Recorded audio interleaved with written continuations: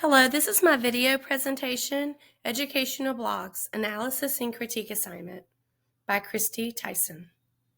My agenda for this assignment is that I'll analyze and critique 3 blogs dealing with educational technology. My first blog is called For Teens Online, Conspiracy Theories Are Commonplace. Media Literacy is Not, by Nadia Tamez Robledo.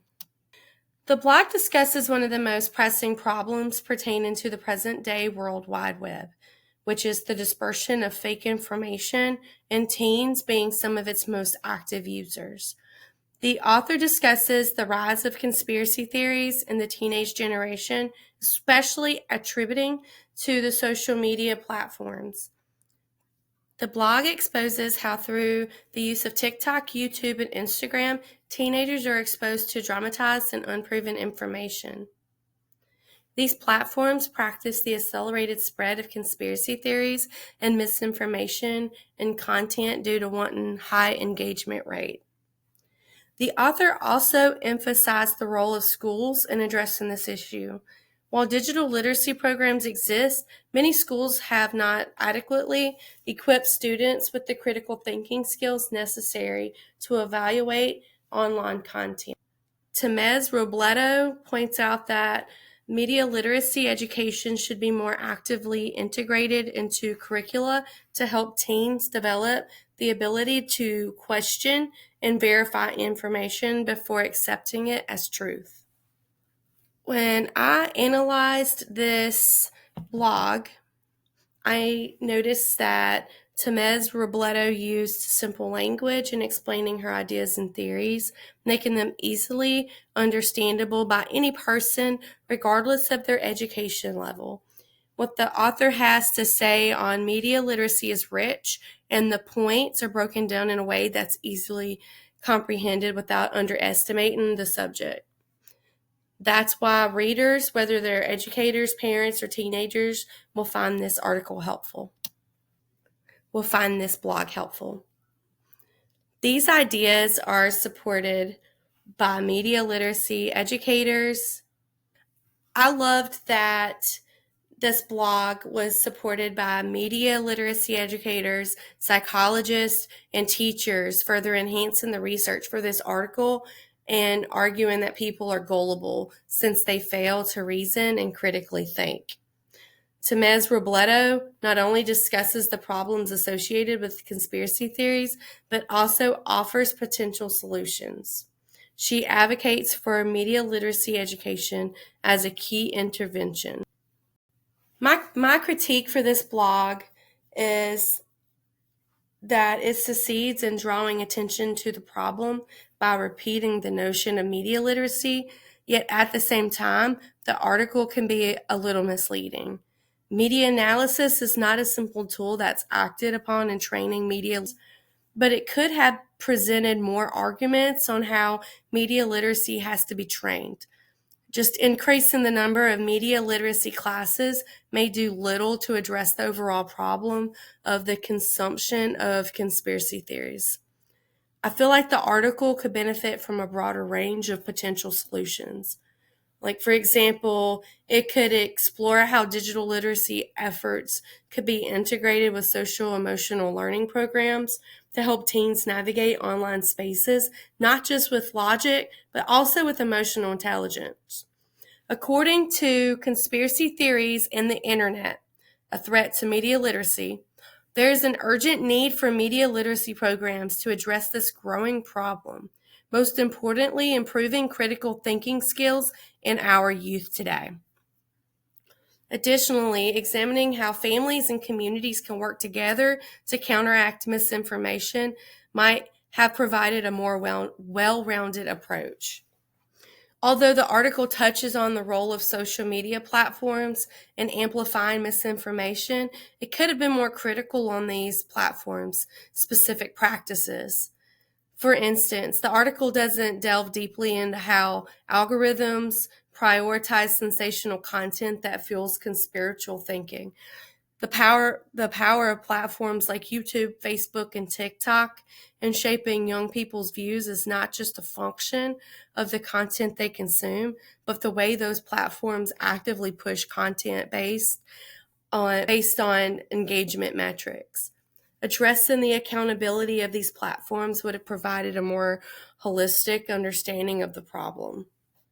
My second blog is called Supporting Digital Citizenship Through Ethical Monitoring by Robin Pontia, Beth Steele, and Sheila Mary Coach. This blog discusses how schools can uphold ethical, responsible, and safe use of technology through using monitoring software. In the case of its advantages, we see digital tools offer students practically unlimited possibilities to develop their knowledge.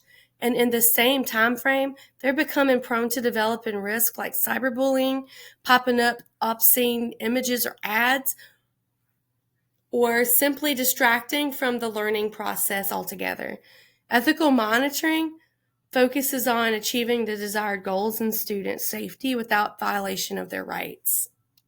The blog focuses on the role of teachers and school systems in monitoring the usage of the students with the devices while learning online and clarifying the distinction between appropriate and safe use of the devices.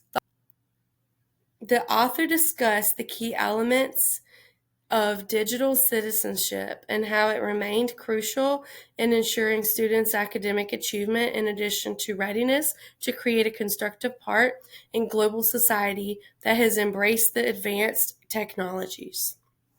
The author proposed the use of software that enables observation of students' usage and provides necessary direction. The blog focuses on the role of teachers and school systems in monitoring the usage of the students with the devices while learning online and clarifying the distinction between appropriate and safe use of the devices.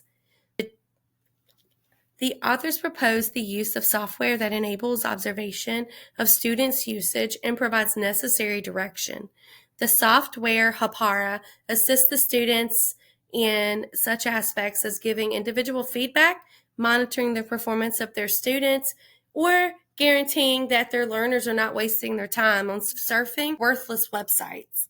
These monitoring tools are presented as an opportunity to remind students about the digital citizenship through showing teachers the problems that occur in the process of navigation and learning management systems. Law can be considered a coherent and quite persuasive argument that the application of digital monitoring tools can be useful for students to cultivate a proper behavior on the internet. The blog tends to draw an adequate awareness of ethical monitoring along with trust in being transparent. However, I noticed that it omitted issues of ethical and equity issues related to surveillance in school. Disadvantages of using over automation and importance of overhauling students as digital citizens, not only safe users, but also good citizens.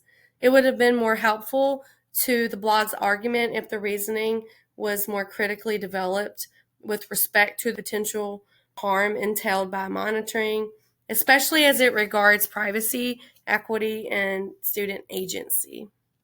Another critique is that may not be available or effective to the same extent in certain low-performing or low-resource schools. According to the National Education Policy Center, schools in low-income districts are unable to afford the devices that the students can use in digital monitoring or even use in citizenship education. My next blog that I observed was Using AI for Equitable Lesson Planning by Victoria Thompson. This blog explains how AI can be used to design effective lessons to improve diversity in education. It also highlights how, through AI, curriculum can be partially integrated with the possibility that educators will be able to reach out to their students more effectively.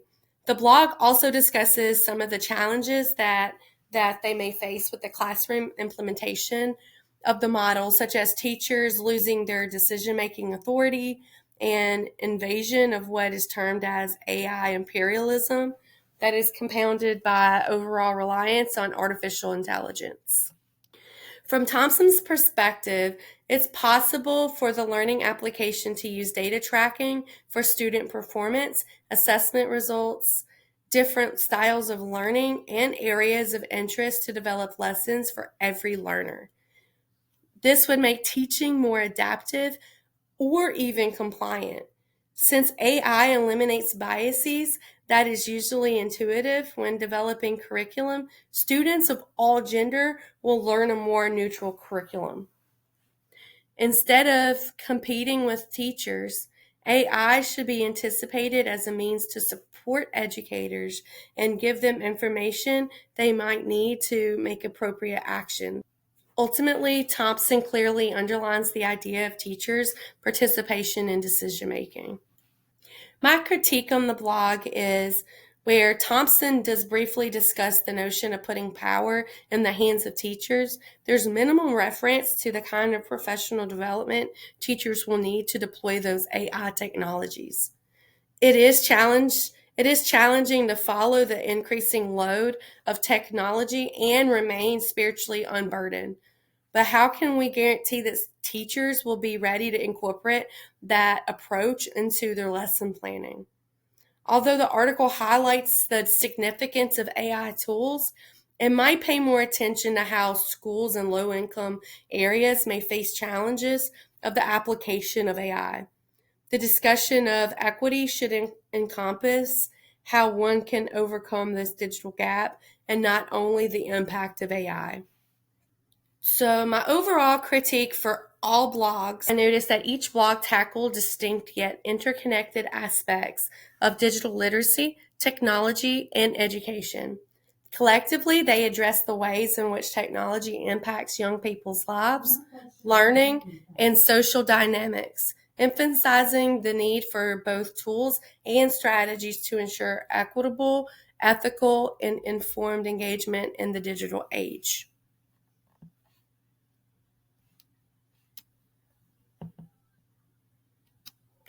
Thank you for watching.